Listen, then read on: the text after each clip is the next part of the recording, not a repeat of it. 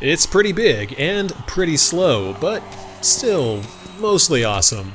Hi there, I'm John. This is Two Brothers RC, and this is the P-51 1700mm from FMS. FMS sent us this monster early last year. It's something else, that's for sure. This warbird hails from an earlier era when plug-and-play meant you have to screw the control horns on, but with a little bit of work, the P-51 is absolutely gorgeous. And it's heavy as all hell, too. So let's jump right into the review and go deep into this Mustang. Good thing ground effect is a thing, holy sh**. The Mustang earns a 3 out of 5 in the landing gear department. The wheels are functional in the sense that they roll, but these wheels are some Tonka truck sh**. They are the hardest wheels that I've ever seen on a model aircraft. There is a decent suspension system for the gear struts, and the gear system doesn't require much maintenance at all, but back to the wheels, they are not plastic foam, they are literal plastic, and they sound like a cheap scooter on pavement. Literal plastic wheels have another downside: they don't grip pavement, they slide around on it. This P-51 needs a wheel change if you care less about scale appearance and more about keeping it tracking straight. You're going to get a ton of flight time out of this plane, but that's only because it's really underpowered. This thing is very underpowered. I know some guys think that that's totally fine, but when I think of a Mustang, I don't think that this one really captures the spirit of how fast it truly was. It just doesn't have the punch of a Mustang, in my opinion. And that leads me to the agility section. While it is agile, it doesn't really have enough thrust to feel like a Mustang, and I gotta ding it here for that. Otherwise, it is a competent aircraft that you can throw around with ease.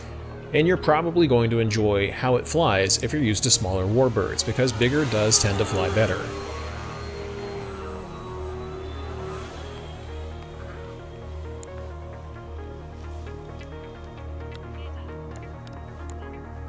If you've been around for a really long time, you might know that Two Brothers actually started out as a bicycling channel. Instead of risking it all on the open road in the rain, wind, heat, or cold, now I can stay fit in the comfort of my own home. Check out what I've got here, the Yasol G1M Plus indoor cycling bike, and guess what? The best thing about this bike isn't just the workout that you get, it's this right here. YouTube, it's Rod on Second Thoughts here on the Viper 7D. I'm not just pedaling, I'm getting fit and watching Brian Phillips at the same time. This bike isn't just for fitness, it's also a multimedia powerhouse. I've seen people watching movies, gaming, jamming out to their favorite tunes, and even FaceTiming too. If you're like me, take the Brian Phillips Fitness Challenge and watch all 3 hours while pedaling to really get in shape. And let's talk numbers. This impressive piece of tech is priced at $499, but with our special code you can snag it for just $399. It is hard to beat this price, and the amazing sound system makes it real easy to hear. Your whole fitness routine is about to get an upgrade. Huge thanks to Yasol for sponsoring today's video. For more details and to grab this deal, click on the link in the description for your own Yasol G1M Plus.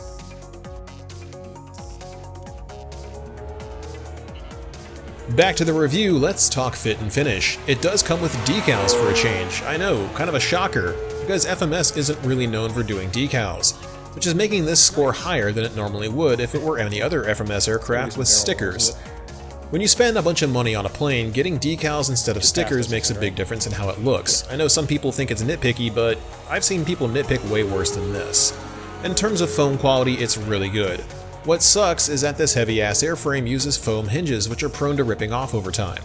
Every control surface is foam hinged. I'm not a fan of that. If you want to ensure that they stay put, get some nylon steel pinned hinges and redo the surfaces yourself, or if you don't want to do that, consider not flying it too hard. Overall, it's not a bad airframe, scoring a total of 16 out of 20. You might not care about the criteria that I'm judging a warbird by. Maybe you're happy with how slow it is and think that makes it more scale. That's the joy of model aviation. There's plenty of opinions out there. All I'm doing is using a standardized set of review criteria per class of aircraft. That said, if you can find a good motor upgrade for it, that'll make a huge improvement to where the plane really suffers the most. The lack of thrust is most noticeable when landing, as you literally need half throttle to keep the plane from falling out of the sky. The flaps are ridiculously effective. Unless you put in a bunch of work on your stick and rudder skills, you are going to ground loop. Here's a landing from last year when I had less skill compared to how I'm landing now. Push the nose down with a little bit of throttle. Those flaps are very effective, very draggy. You need to keep that throttle up to maintain an approach slope.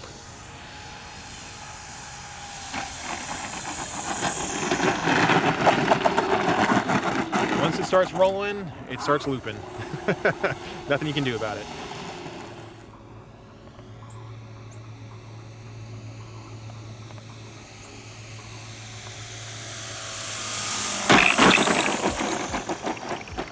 And that squeaking you're hearing isn't part of the music in the background. That's on me. I'm the proud owner of the only Mustang that sounds like birdsong.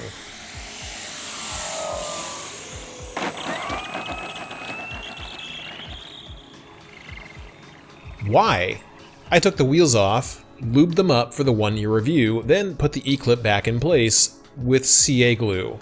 Something about that didn't sit well with one of the wheels. Now it squeals like crazy and my wife couldn't hold the camera steady from laughing so hard.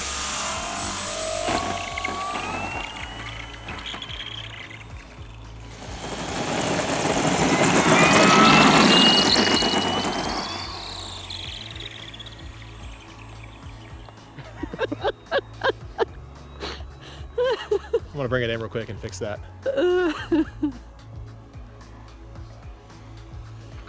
Well, we lost one of the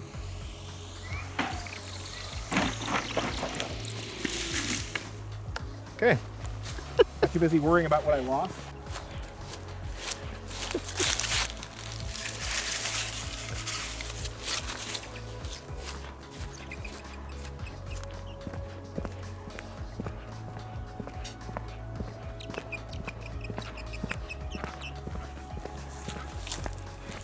Nice. Yeah, let's take them. Oh, the other one's missing down there too. Let's take them off. So definitely don't try to hold the E-clip in place with CA glue, otherwise you'll get a bird that really sings. Speaking of landing, not every landing is going to be perfect even if you get that tail dance just right.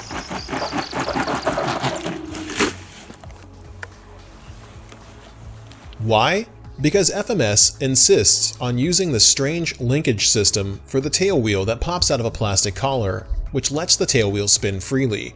You can fix it, but you need to know how, so let's take a look at that.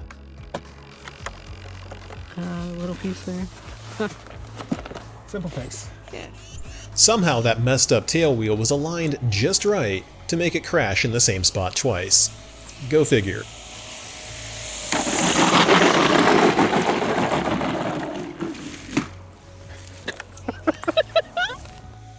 An easy way to figure out if the tail wheel is loose in the socket is whether the airplane listens to commands or just buggers off and does its own thing. If it won't listen to you, fix that wheel and pop it back into the collar, or argue with it impotently like me. Your call. No.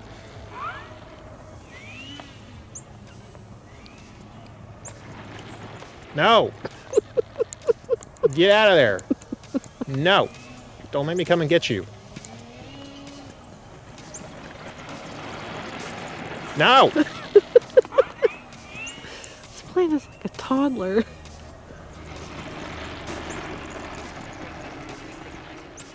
It's a fun plane, just be aware that it's big and it's slow, but if you can get over that, it's a Mustang that flies pretty good. If you like what you see, hit up the affiliate link in the description to pick up one for yourself, and use the discount codes to save some cash. Let us know what you think on Discord, and we'll see you again next time.